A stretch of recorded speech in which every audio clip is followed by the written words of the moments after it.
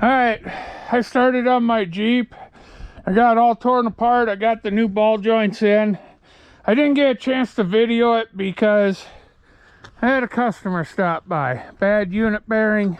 Can't get it to pull off. Tried everything. Used my big 3-jaw puller, breaker bars, impact, and all that. So what you got to do is you got to undo your upper strut, lower ball joint. Got to undo this tie rod. And then you pop the half shaft out of the transaxle.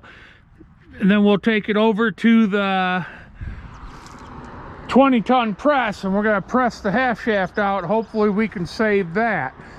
I'm going to video the whole other side because this side was bad, but I bought a set, upper and lower ball joints, so I was just doing both sides. Since I had a customer stop by, like I said, I just didn't get to video this, so I will do a whole complete video on the other side. But right now, unfortunately, I do work a full-time job, so unfortunately, when a customer stops by on the time I do have, this is a long-term customer. I do both his and his wife's car, and I've been doing it for years now. Pretty much rebuilt most of them, both of them, and they keep coming to me because I shoot them good prices. And I can't, you just don't turn good customers away. They always pay their bill. They don't squabble about the pricing because they know I'm fair on it. So that's where we're at. I'm gonna get this thrown back together. I probably won't video it because, like I said, I'm gonna do a whole complete video on the other side, and then I'll start videoing doing the front unit bearing, how we're gonna do that. And I just took it apart. I was hoping, because that one popped right off, I was hoping, oh, maybe I'm having good luck today. 2 whacks with a hammer, that one came off. Not so lucky here. And like I said, I got pretty much ready to come out. I just gotta do this tie rod and then pop it out of the transaxle. And then we're gonna take it over the press and press the half shaft out. And my garage is a mess. I got my parts, his parts, the tools I'm using on his and mine combined. I'm gonna have fun cleaning up.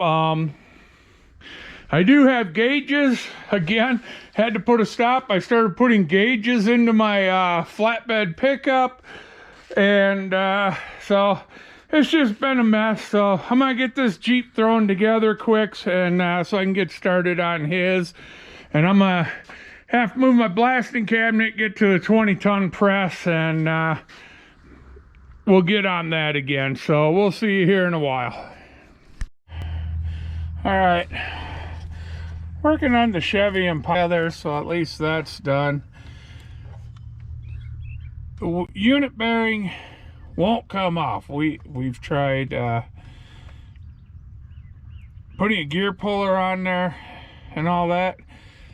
Bolts came out stubborn, but we did get those. And so what we're doing, you're gonna take off your 2 strut bolts here. You're gonna take off your lower ball joint nut, castle nut. This will get a cotter key down here when we put it back together.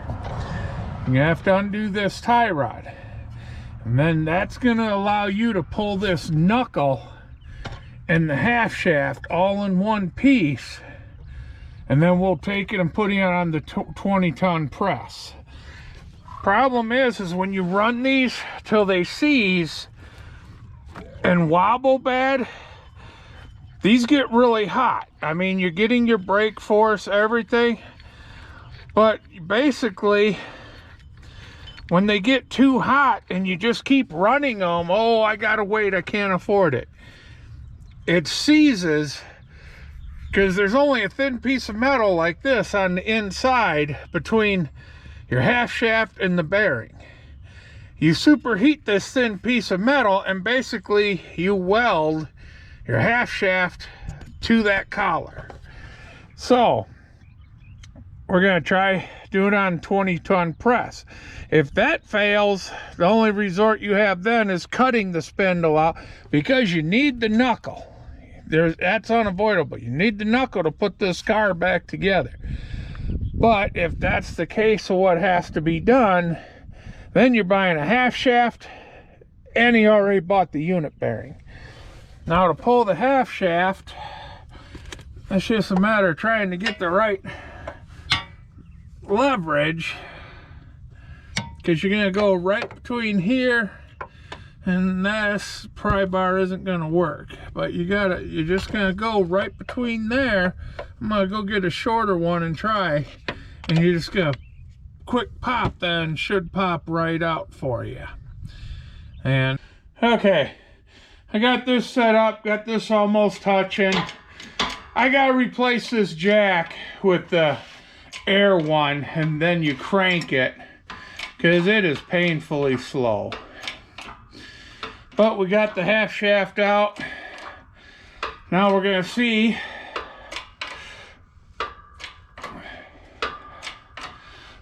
if that shaft is going to come out. And there it is. Whew.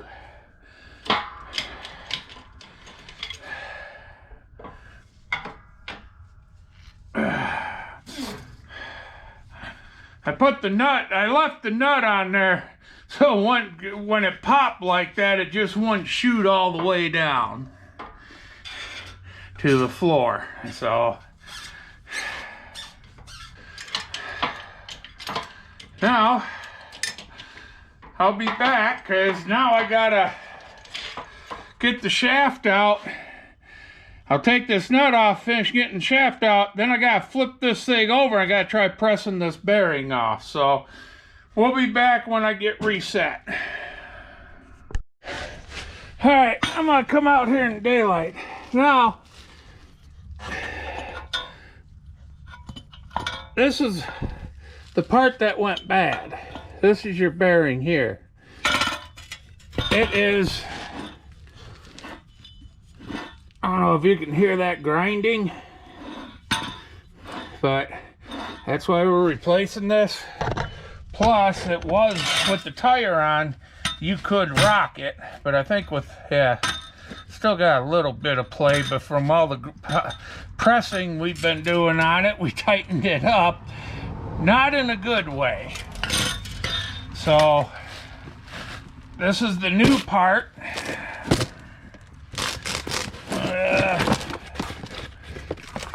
This is what we'll be putting back in it.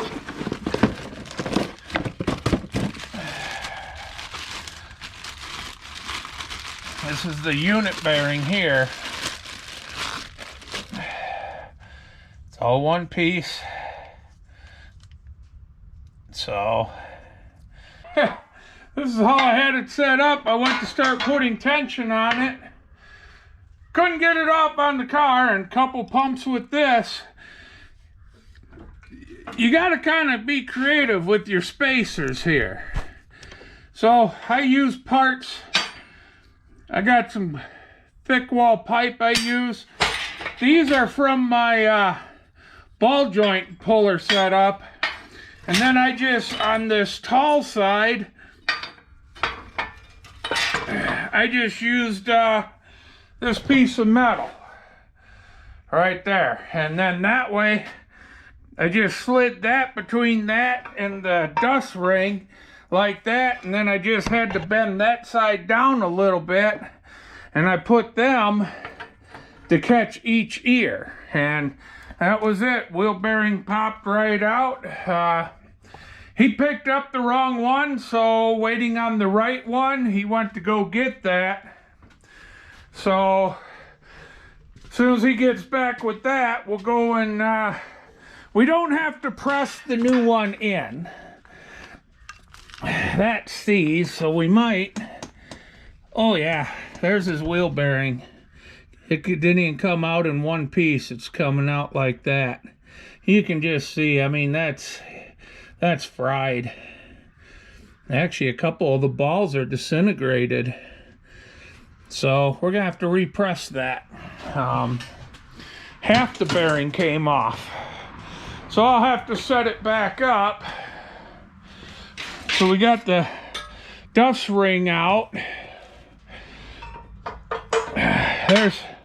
There's half the bearing. And again, you can see how bad how bad they were. They were cooked. So that's broke in pieces.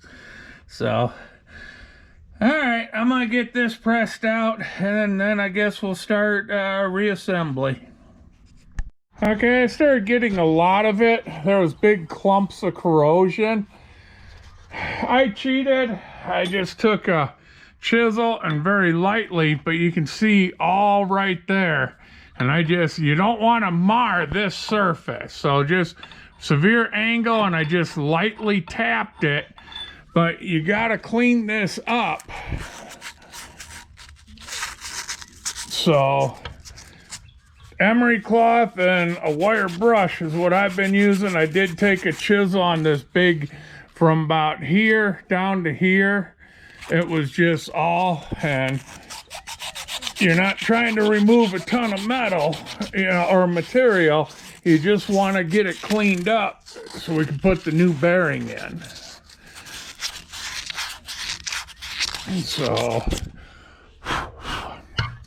I'll probably work on this area here just a little bit more, and then we'll start reassembly. We couldn't get the bearing removed on the car, as that shaft was so seized in there, it wouldn't come off. It wouldn't separate. Once we put it on the press and pressed this shaft out, then the bearing came off real easy. What we're gonna do, the shaft is good, the joints are tight. What I don't like is how it's creamy in there. So we're getting a CV boot rebuild kit, and what we'll do is we'll clean this up real good. These are little needle bearings. If you pull that ring off, they're gonna all fall out, so you gotta be real careful. But we're gonna clean this up good, re-grease it. That side we're still gonna take apart and re-grease it, and then that way we can reuse this half shaft. But we're gonna get all that crap, and then we're gonna just do the CV rebuild kit. It just gives you a new boot and a new clamp, and it's not overly hard to do. Big thing is like I said, when you take these off, just make doggone sure that you don't short it on the needle bearings. But when you start looking $100-some for a new shaft, it's just easier for us to rebuild this one, because it's still tight, it's in good shape. So we're just gonna fix this one up and make it clean it up, re-grease it, and he'll get a lot of miles out of it yet. So, we are doing brakes, because this is what I pulled off. So here he was starting to get metal on metal. He had just a touch of brake left there. So we got new ceramic pads and rotors coming. They should be here possibly tomorrow, Thursday at the latest. So we'll get this back on the car. We'll get the half shaft put back together, get this all bolted down, and then when the brakes come, they'll be finished. And I've done brake videos, so I'm just gonna show putting the knuckle back on, hooking stuff up, and that'll be the end of this video then. And so when he gets back with the parts, we'll just continue on. So get some grease down inside there. Now, don't say, oh, I said you could do that. These are rebuildable if your boots are bad. You can buy these clamp kits. Well, his boots are good. So this is all you can rebuild on it. So what you're gonna do while it's in the car, once I knew I had to pull this out, because the bearing pressed out easy. The problem is the end of the shaft seizes in the bearing. Thankfully, we were able to save it. But once I knew we had to do this, before I pulled the knuckle and undid this, grab your shaft. Try going side to side. It is going to move because it'll slide in and out. But if it's real loose and easy sliding, That's your first sign you may have an issue. Then you're going to grab it and you're going to shake it this way, and all. If it starts flopping around where you feel movement, you're going to buy a new half shaft. His were tight. So we are going to I'm going to clean them, re-grease them. And that's why I didn't bother taking the part out of the transaxle. They do make a claw that goes, it's kind of a U shape. It goes behind it, and then it comes up, and there's a bolt here you hook to a dent puller. You can make your own or buy one. But with the shaft being good, I didn't see that. I'm just going to push it right back in there and put the clamp on the car. Now, if for some reason you have to get that piece out, you'll have to get that puller or make one if you got to replace the shaft. But we don't have to replace his shaft, so I'm not going to fight getting that out, because whenever something's like that, yeah, the seals are fairly easy to change. But if I don't have to, there's no sense going that way. Right, see, that's what we're digging out. You can tell it's had water in it and that, but it happens. I mean, it's a 2012, I believe it was. But wear a rubber glove and then just dig your finger down in there. Get it ain't got to be spotless, but get what you can out. And then, like I said, we're just going to go and repack all this. You can go and take this snap ring off. Now, if your boots are bad, but the shaft is good, then what you do, there's a snap ring here. You'll take this off. That will allow this to slide off. Then you can slide the boot off and put a whole new boot on and that. But his are good, so we're not going to mess with the boots. So... but this is all what I'm digging out. It's had its life, and we're just going to keep cleaning up on it, grease it, and then we'll go put it in on the car. Now, if you do remove this by any chance to take this boot off and replace, mark it somehow, because like a drive shaft, they still have to stay in phase. It don't matter how you put it back in this cup if you pull it out, but you want these joints the same as how they were when you took it apart. So if for some reason you do have to do a boot, then mark it, clean it up, and then put it back on. And if you're doing a lot of cleaning, I'd probably use something more than a chalk line or something. Maybe take a little file and put a very slight notch there and there, but just so you get it back on how it came off. All right, now when you're doing this, if you leave this on the car, don't forget to come over here and dig the grease out of there, and you can see I already put new grease in there. A little bit of cleanup, got some there and there, but now all I gotta do is slide that shaft on. Slide your clamp on first. Then you're gonna have this boot here. I still have to wipe this down. You'll have this boot. You're gonna slide this in like that. Then you're gonna slide that on, and then this will actually sit down inside this rubber piece, and then you're going to slide the clamp back over right here and crimp it. So you'll see on these clamps, you got this little piece right there. Once you slide that back over, you're going to crimp that in, and that's going to reseal it. So I'm going to get this back in the car, and we'll pick up then. Now, one thing I just did, I wire brushed this good, them splines, because these splines, once you get it, they're just going to slide in there once you get lined up right on them. It'll just slide like that.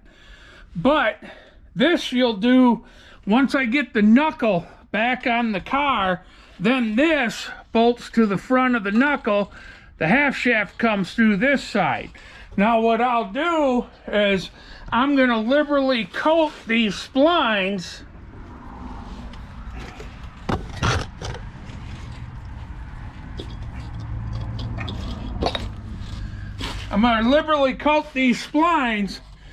with anti-seize. Then that way, hopefully it won't come up as hard as it did the first time if you have to do this again. So this one I'm going to take apart and grease on the car, because then basically the car will hold it for me, make it easier than me trying to wipe grease, apply grease, spray and all that and trying to hold it.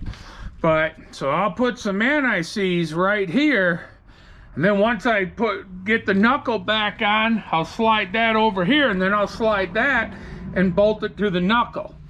You do kind of got to pay attention to how you take this off, because you do have for your ABS here. Now this one here comes with this metal clip, or it has a plastic clip depending on what style you have.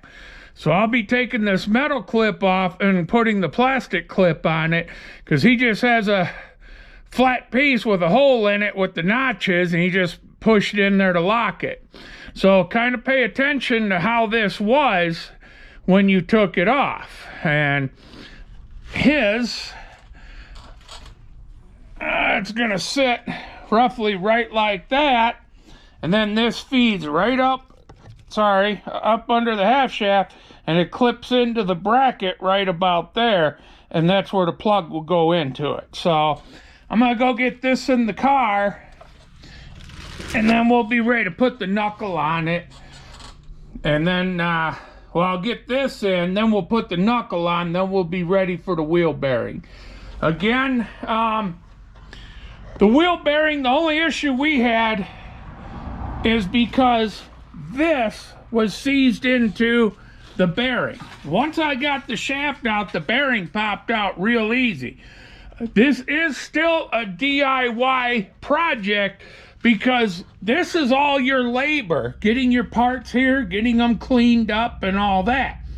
So if you try doing the bearing at home and the shaft will not push out with the 3-jaw puller or that, then you might have to take your bearing will sit in here like so.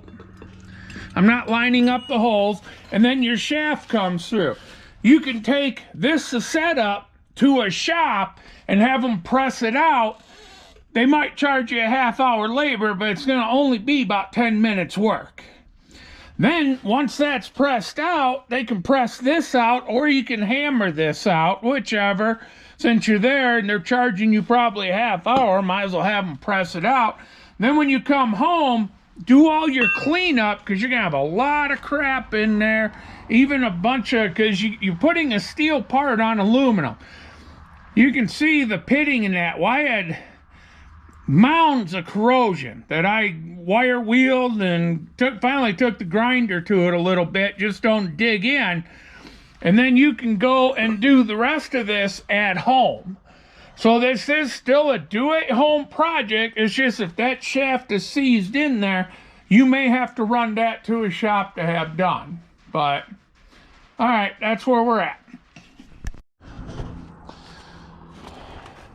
All right, we have the boot slid on there now. This rubber boot, chances are when you cut that band, it's going to come off with this. This rubber boot, you're going to slide on there. Now, the shaft, I don't know how much of this I'll be able to show because I'm going to get covered in grease. But now you're just going to line your shaft up. So these 3 balls go in there. Doggone it. So, right there.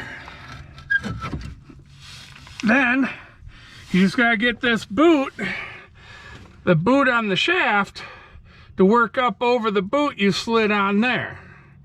Once you do, there's my clamp in there. Do not forget to put your clamp on first, because if you get this far and you forgot the clamp, you're taking it all back apart. So now all I gotta do is get this boot to slide up over that lip, and then I'll put the clamp on. So unfortunately I'm gonna need 2 hands, and so I ain't gonna have a bunch of dead footage. So we'll be back. Okay, we got that tightened down. Now we're ready for the knuckle.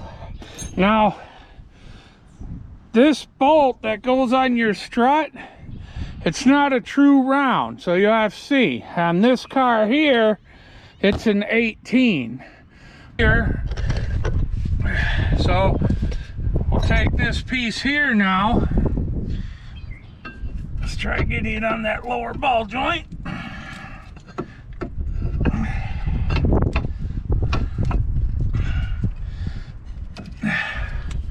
Now comes the fun part of, you gotta pry that up to get this to line up here.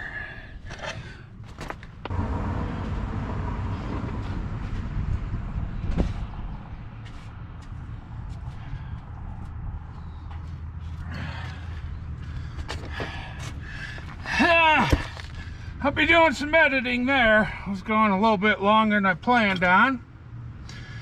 Now, you have ABS wires here. So go underneath those. I'm gonna put this pry bar here.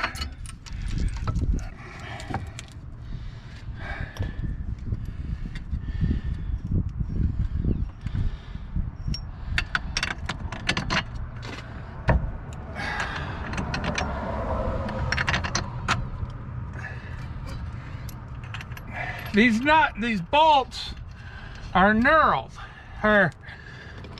Where's the other one? Right there. So just get them in.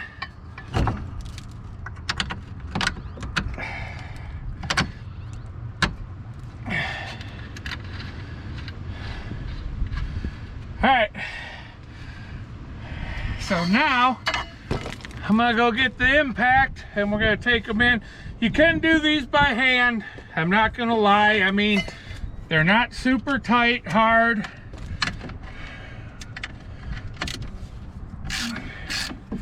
So you can just crank them in like that. It'll pull them in. We'll do one by hand, then I'll impact.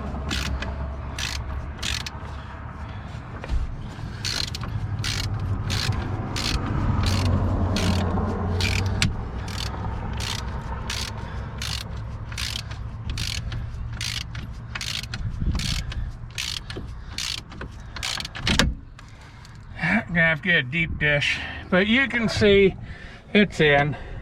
This won't turn because it's knurled, so you just got this side, and we'll do the same thing with the bottom one, and we'll put the castle nut on for our where it connects to the lower ball joint. All right, got those tight. Now when you do this castle nut, I say this in all my videos where I got to redo, whether it be tie rod ends or anything, use a new cotter pin. Do not reuse the old ones. You can buy a whole set like this. It's dirt cheap, so there's no reason to be reusing old ones.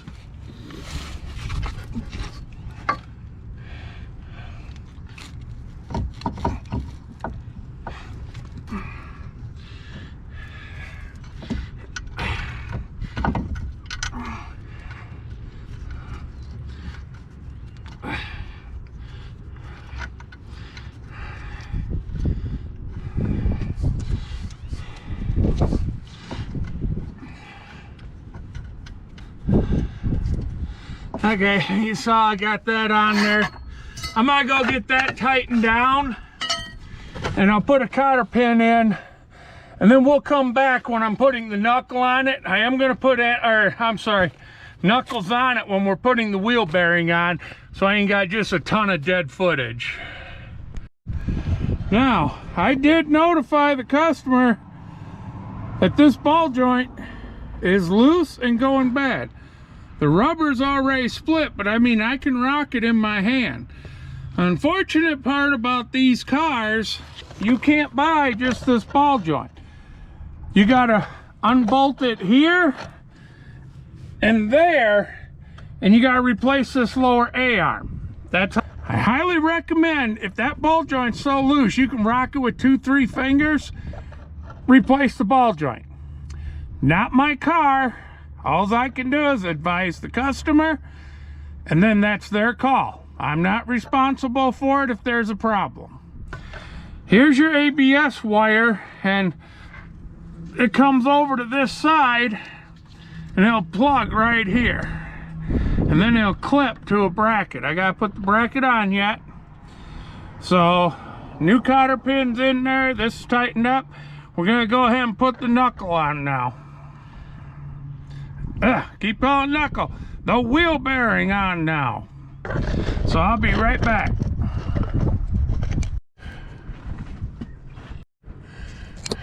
All right. So what we're gonna do, we got our wheel bearing here. I'm gonna have to move this box. It's jumping the camera all over the place.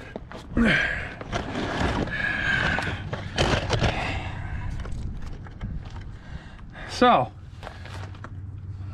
we're gonna orientate it so our wheel sensor is down. So we'll go on like that. First, I'm gonna put a little bit here and on there. Hopefully eliminate from this sticking again like that, in case it ever has to come apart again.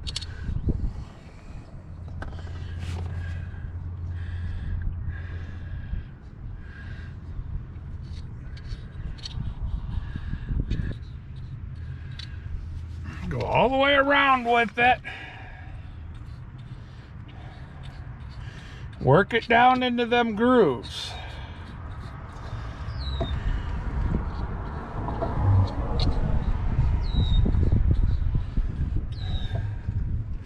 Now, you just gotta find the right tooth. You're gonna have to feed this wire in there without damaging it. So we'll push this shaft in, get that up.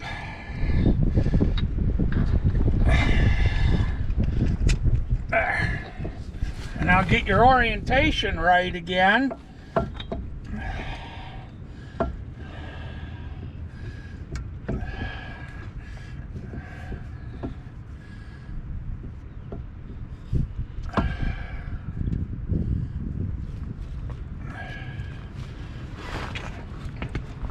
Then we'll take one of our bolts. Don't worry about pushing it all in. You probably could get your bolt started while you still have room to maneuver.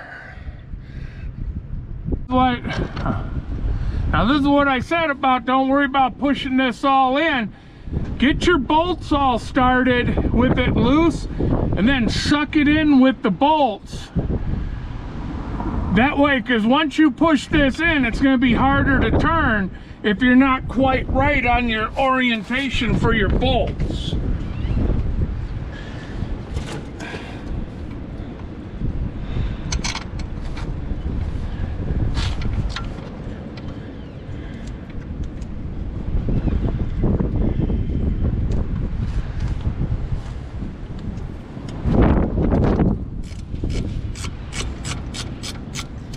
We got a pretty good storm rolling in.